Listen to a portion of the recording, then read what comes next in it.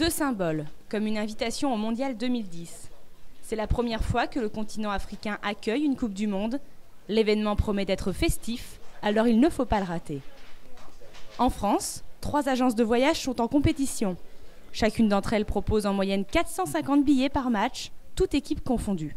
On propose beaucoup de packages, à peu près une quinzaine, qui vont permettre de choisir en fait quelle partie de la Coupe du Monde on veut aller voir, quelle équipe également, c'est-à-dire quelle partie, est-ce que ce seront les matchs de poule, donc les 3 premiers matchs d'une équipe au début de la Coupe du Monde, est-ce que ce seront plutôt des matchs éliminatoires directs comme le 8e, le quart ou les demi-finales, ou est-ce que ce sera la finale de la Coupe du Monde?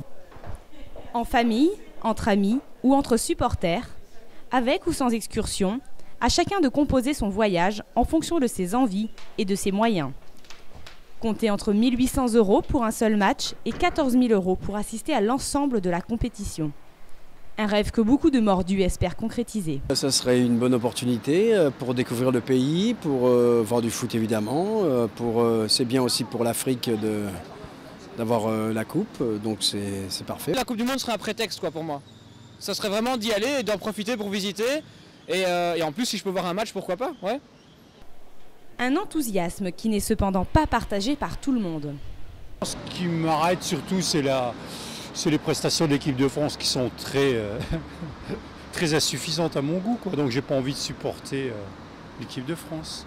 Depuis un certain temps, je suis très déçu par leurs prestations, donc on va les regarder à la télévision et puis bon, on verra bien. Les ventes de ces packages décollent progressivement. Il est vrai que la qualification polémique des Bleus n'ayant pas aidé à motiver les troupes, les agences comptent désormais sur l'engouement médiatique et la ferveur nationale pour booster les ventes.